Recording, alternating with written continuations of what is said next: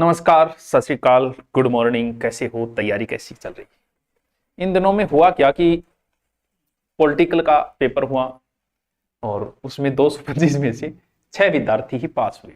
तो एक नई चर्चा शुरू हो गई, नया माहौल शुरू हो गया और कहीं ना कहीं विद्यार्थी को डर के नाम डराया भी जाने लग गया। क्योंकि दो तरीके के बिजनेस होते हैं, एक तो होता है सपनों का बिजनेस, एक होता है डर का बिजनेस। ये दो बिजनेस बहुत शानदार बिजनेस है इस दुनिया के। डराओ या तो आगे वाले को, तुम्हारे साथ ये हो जाएगा, तुम्हारे साथ वो हो जाएगा, वो तुम्हारे साथ है। डर का बिजनेस, भाई साहब आरपीएससी बड़ी खतरनाक पेपर पूछ रही है, अब की बार हम नए तरीके से आपको करवाएंगे, नए तरीके से ऑनलाइन पढ़ाएंगे, अब की बार नए तरीके से बेंच लेके आ रहे जो आरपीएससी का नया पैटर्न होगा।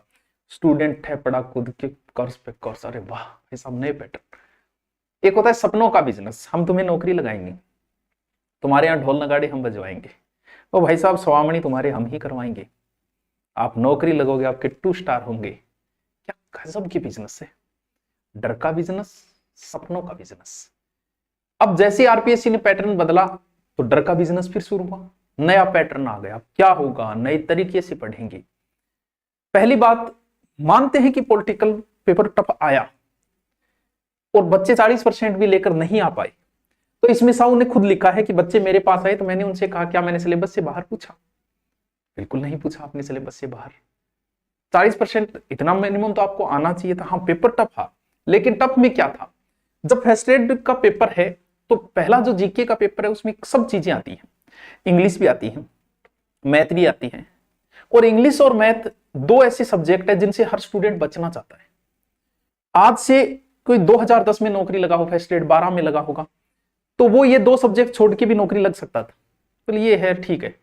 अगर आज कोई स्टूडेंट ये बात सोच रहा है कि मैं इंग्लिश नहीं आ रही तो छोड़ो यार 4 प्रश्नों के लिए, मैथ नहीं आ रही 5 प्रश्नों के लिए छोड़ो यार, मैं 40% ले आऊंगा, असंभव। बस यही मार खा गए। पैटर्न चेंज हुआ है, टफ है, मानते हैं इस बात को, लेकिन आप वर्तमान में ये नहीं कह सकते कि मैं इस पोर्शन को छोड़ के नौकरी लग जाऊंगा। बस वही बात इस फर्स्ट ग्रेड पेपर में भी हुई। और इस पॉलिटिकल वाले में जिसको इंग्लिश और मैथ अच्छे क्वेश्चन जो करके जिसे आ रही थी वो आराम से पास हो सकता था 40%। फिर करंट का भी कुछ है, हम करंट को सीरियस लेते हैं मात्र 2 महीने पहले। अगर पेपर टफ बन रहा है, आज तक जो भी पेपर टफ हुए तो ध्यान रहे टफ के नाम पे उसमें करंट ही टफ था, लगभग करंट ही ऐसे उठाया गया कि सारा पेपर ही टफ लगने लग जाता है। तो करंट में अगर आप 6 से 7 महीने पहले एक्टिव हो जाते हो तो आपको पेपर बहुत सहूलियत हो जाती है, क्योंकि समसामयिक ही आपको टफ बना देती है। हम लोग सीरियस लेते ही नहीं है करंट को, डेड जी के पढ़ रहे हैं। वर्तमान में अखबार तो हम पढ़ते ही नहीं है, युवा पढ़ता ही नहीं है, कोई नहीं पढ़ता अखबार। हम सोच रहे हैं कि टेलीग्राम से करंट पढ़ लें, ऑनलाइन करंट पढ़ लें, कहीं ना कहीं करंट आपको मार देता है। करंट के लिए आपको 6 से 7 महीने पहले सीरियस होना पड़ेगा। नंबर 1 बात, इस नए पैटर्न में एक चीज तो ये ध्यान रखनी है।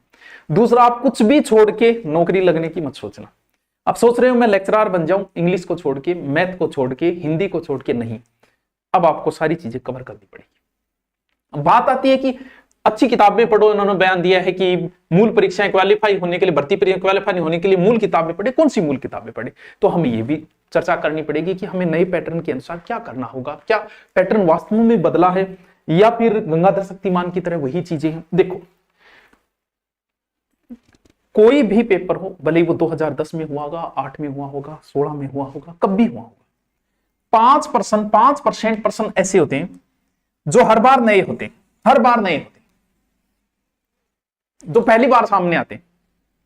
जैसे कभी चांदी के गोले कहां दागे गए, किसी समय ये पेपर में जब पहली बार आरपीएससी थर्ड ग्रेड, जब आरपीएससी लिया करती थी उसमें आया था ये, बाद में थर्ड ग्रेड दूसरे विभाग को दे दी और बड़ा टफ था उस समय, कहीं नहीं था। आज क्या है? आज तो बड़ा इजी है, सबको आ रहा है। कबीर पाठशाला व पुत्री पाठशाला कहां थी? किसी समय में यह प्रश्न बड़ा टफ था, हो सकता है आज सबको पता। चूरू में जो धर्मस्तूप है उसका नाम है लाल घंटाघर। अभी प्रश्न पूछा लाल घंटाघर, नहीं आया किसी को, क्योंकि सिर्फ चूरू वाले ही उसे लाल घंटाघर बोलते, किताबें उसे चूरू धर्मस्तूप नाम से ही जानती है। तो हो सकता है कभी 2010 में जो प्रश्न पहली बार आया वो टफ था, वो आज बड़ा इजी हो गया है। तो पेपर में पैटर्न क्या बदला है? नंबर 5 प्रश्नों के लिए कभी आपको नई किताबें नहीं देखनी, नहीं पढ़ सकते आप कि 5 उन प्रश्नों के चक्कर में मैं नई किताबें पढ़ूं, क्योंकि मैटर 95% अभी पढ़ा है। पढ़ने का तरीका क्या रहेगा जब भी आप पढ़ना शुरू करते हो। अब मैं शुरुआत में आपको कह दूं कि ये गाइड, जैसे अभी एक प्रजामंडल का क्वेश्चन आया था, वो किसी गाइड में नहीं था, वो एक में था। कौन सी में? ये एक स्पेशल आती है प्रजामंडल की, ठीक है, मैं इसका ऐड नहीं करा लेकिन बता रहा हूं आपको। इतनी मोटी ये बुक है सिर्फ प्रजामंडल की, क्या इसके लिए इतनी मोटी बुक पढ़ पाओगे? है स्वतंत्रता संग्राम की स्पेशल बुक है, क्या आपके पास इतना समय है कि आप स्पेशल उस चीज के लिए? हल्दी घाटी पे पूरी किताब लगती है, जयपुर में इतिहास पुरातत्व है, इस पे एक किताब लगती है, क्या पढ़ पाओगे? क्या एक प्रजामंडल की आप 150 पेज की पुस्तक पढ़ पाओगे? मुश्किल काम है, नहीं पढ़ सकते आप। मैटर आज भी 95% उन्हीं गाइडों में से है, उन्हीं बुक्स में से है। तरीका सिर्फ इतना बदला है नया जो, क्योंकि डराने वाली इसमें कौन सी बात है? क्या बदला? पहले आपसे सीधा पूछ लेते थे कि अर्जुनलाल शेट्टी जी का जन्म कहां हुआ या कहां से थे, बस ये पुराना पैटर्न। नया पैटर्न, निम्न में से अर्जुनलाल जी शेट्टी से संबंधित नहीं है, बस वो 4 ऑप्शन में दे दिए, ये काम किया वो काम किया, 4 ऑप्शन में बस, यानी सिर्फ समझ आधार बढ़ाया है, वन लाइनर को खत्म किया है। चीजें वही है, कभी पूछ लिया होगा सीधा सीधा, कभी केसरी सिंह जी बार्ट ने चेतावनी रचोंगठिया किसने लिखा, आज वो पूछेगा तो बस ये चेतावनी रचोंगठिया से संबंधित है, इसकी भाषा डिंगल है, इसकी भाषा पिंगल है, इसमें 13 सोरठे है, इसमें सोरठे नहीं दोहे हैं, इस प्रकार से बना दिया गया। यानी अब आपको अर्जुनलाल जी सेठी पढ़ने के लिए अब अर्जुनलाल जी पे स्पेशल किताब लगती है, पूरी किसान आंदोलन पे अलग से किताब है, 1857 की क्रांति पे अलग से किताब है, क्या इतनी पढ़ पाओगे आप? असंभव है, नहीं पढ़ सकते आप। चीजें वही है जो आपकी गाइड में है, बस पहले सीधा 1 क्वेश्चन था, अब एक क्वेश्चन में 4 क्वेश्चन डालती है उसे, वहीं से हमें टफ लगने लगा है। क्यों? क्योंकि हमने तो वो वन लाइनरें पढ़ी है जो हम जारी करते हैं, ये लो भाई साहब हमारी आ गई है, हाँ दिव्य है जो अस्तर, पढ़ो वन लाइनर। आप टूट पढ़ते हो, आप शॉर्टकट से नौकरी लगना चाह रहे हो, आप हमें दोष मत देना, हमने वन लाइनर निकाली है, हमारी मजबूरी है, क्योंकि जो मार्केट में चीज चाहिए बच्चे को वो हम नहीं देंगे तो बच्चा कहीं और जाके खरीदे, जो ग्राहक को चाहिए वो आप नहीं दोगे तो कोई और देगा, वो कहीं और से खरीदेगा, वो हमारी मजबूरी है। जैसी पॉकेट बुक, इतनी बड़ी पॉकेट बुक हम निकाल रहे हैं, हम भी हो सकता है निकाल ले, मार्केट में मांग बड़ी, क्यों? क्योंकि तुम्हें जो चीज चाहिए वो हमें देनी पड़ेगी, तुम्हें डिटेल चाहिए हम डिटेल से पढ़ाएंगे। अभी यूट्यूब पे मैं पढ़ा रहा हूं, लैब का बेंच मैंने शुरू कर रखा है, यूट्यूब पे करा रहा हूं, अभी ज्योग्राफी फुल डिटेल से करवा रहा हूं। डिटेल से पढ़ने वाले 20,000 ही बच्चे हैं, इतने ही पढ़ने वाले हैं, और ले आओ मैं ऑब्जेक्टिव, भाई साहब उस पर व्यू आएंगे 50 से 60,000, फिर कोई अंट संट बात लेके आओ उस पर व्यू आएंगे। सीरीज पढ़ने वाले बच्चे ही 15 से 20,000 है। तरीका वही है, अब क्या करना है? क्या नई बुकें लेके आए हम?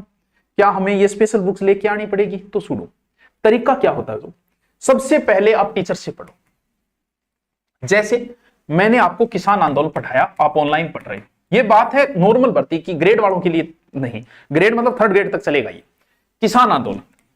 आप सबसे पहले किसान आंदोलन मुझसे पढ़ो बहुत अच्छे से, मुझसे पढ़ने के बाद जो मैंने लिखाया उन नोट्सों को लिखो। हमेशा आपके पास बाइंडिंग वाला व्हाइट रजिस्टर होना चाहिए।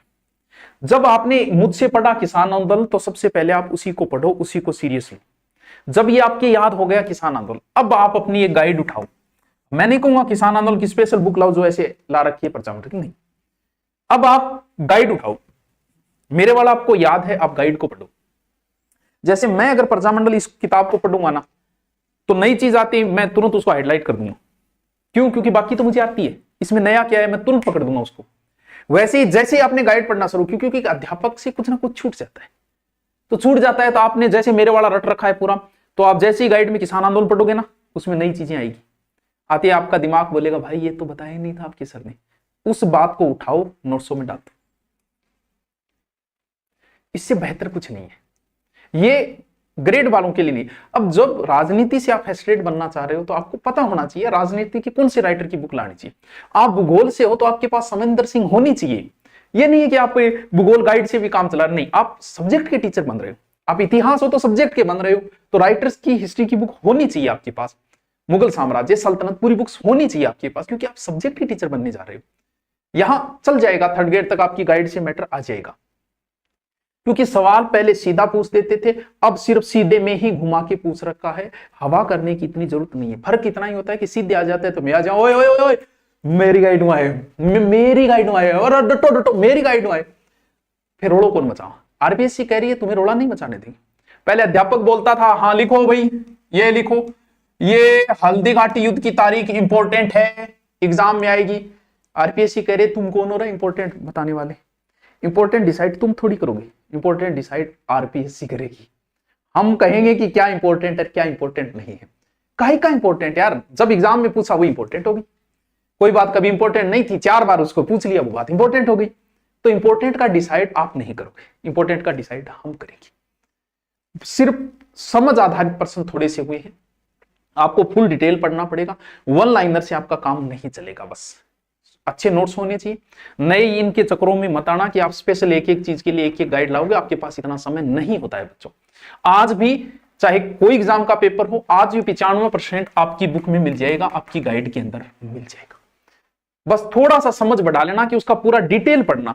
ये नहीं है कि अर्जुन लाल जी का जन्म कब हुआ और ये 4 बातें लिख रखी है, उससे काम नहीं चलेगा। अर्जुन लाल जी स्पेशल होना चाहिए, नीचे उनकी जितनी भी बातें हैं वो सारी वही कर्म से होना चाहिए, जन्म से लेके क्या स्थापना की, क्या किया कहां मृत्यु, वहां तक कंप्लीट डिटेल होना चाहिए। उस डिटेल में से बस वो प्रश्न पूछ रहा है, बाकी और नया वो कोई ज्यादा कुछ नहीं कर रहा है। और अगर आप सब्जेक्ट के फर्स्ट ग्रेड के बनना चाह रहे हो तो आपको अच्छे राइटर की बुक आपके पास होनी चाहिए, जो आपके विषय के राइटर माने जाने राइटर है। ये तो आरपीएससी आपसे अपेक्षा करती है इस चीज की। बाकी अगर आप नॉर्मल तैयारी कर रहे हो तो हवे की जरूरत नहीं है बच्चों, तरीका वही है, बस थोड़ा सा वन लाइनर पूछना बंद किया है। तो आपके पास जो भी बुक है आप उसे अच्छे से पढ़ो, 95 नहीं 90 नहीं 80% भी उसमें से आ गया, आपका काम बन जाएगा। लेकिन ये नहीं है कि मैं ऐसा ही बनूं और संधि समास को छोड़ दूं, ये टफ है। मैं ऐसा ही बनूं और पारिभाषिक शब्दावली को छोड़ के बन जाऊं, असंभव। पारिभाषिक के भी 12 से 13 क्वेश्चन है, तुम्हें वो पढ़ने पड़ेंगे अगर तुम्हें थानेदार बनना है। तुम छोड़कर नहीं बन सकते बस कि इस चीज को छोड़ दूं बन जाऊं, कि ऐसा ही में 10% मैथ के आते मैं मैथ छोड़ दूं, ना छोड़कर तो नहीं बन पाओगे, तुम्हें पढ़ना पड़ेगा, बस ये ध्यान रहे, कुछ छोड़कर नहीं बन पाओगे। यही आरपीएससी का है। और 1% में 4% पूछना शुरू कर दिया। सबसे पहले आपको करंट में ध्यान देना है। टफ के नाम पे करंट सबसे टफ होता है, कारण यह है टफ होता नहीं, हम पढ़ते नहीं। हम पढ़ना ही से 2 महीने पहले शुरू करते, अब 6 महीने पहले शुरू करें। महीने का जितना भी करंट हो उसे नोट्स बनाए, उसमें बार बार पढ़े। टफ बनाने में वो क्या करता है, 2 साल पुराना पूछ लेता है, 3 साल पुराना पूछ लेता है, इतना अंतर आ जाता है। तो डरने की जरूरत नहीं है, वही तरीका है, वही चीजें हैं। आपके पास जो मैटर है वो पर्याप्त मैटर है, उसमें से आपको मिल जाएगा। उससे बाहर हुआ तो फिर तुम किताबों के पीछे भागते भी रहे तो इतने मोटे ग्रंथ है, आप इतने कम समय पूरे नहीं कर पाओगे। लेकिन अगर आप लेक्चरर बनने जा रहे हैं तो वो आपसे थोड़ी उम्मीद रखती है कि आप अच्छी पुस्तकें पढ़ते होंगे, इसलिए हम अच्छी पुस्तकों में से पूछेंगे प्रश्न। बाकी आपके पर्याप्त है मैटर, उससे पढ़ें, अच्छी तरीके से पढ़ें, डरने की कोई जरूरत नहीं है। अब भी 90% मैटर आपकी बुक आपकी गाइड में मिल जाएगा। और आप सबको न्यू ईयर की शुभकामनाएं। और नए साल पे आप हमसे वही उम्मीद करते हो कि नए ऑफर लेके आए, तो नए साल पे जो भी कोई तैयारी कर रहा है तो उसके लिए स्पेशल ऑफर है। भले आप फर्स्ट ग्रेड की तैयारी कर रहे हो, लैब के नए बेंच है, महिला पर्यवेक्षक का नया बेंच है, ऐसा स्पेशल हिंदी हमारा थानेदार बेंच है। जिसमें भी ले रहे हो फर्स्ट ग्रेड की, रीट की, सेकंड ग्रेड की, आरएस ध्यान रहे आरएस प्री और एसआई का एक नया बेंच लॉन्च करेंगे, तो उसका थोड़ा सा आज या कल में कर देंगे। बाकी आप जो भी कोई लेना चाहे तो न्यू ईयर की आप सबको बहुत बहुत शुभकामनाएं। टेंशन लेने की जरूरत नहीं, वही चीजें थोड़ा सा पैटर्न बदला है बस, ठीक है। 1% में 4% शुरू कर दी। Okay, thank you.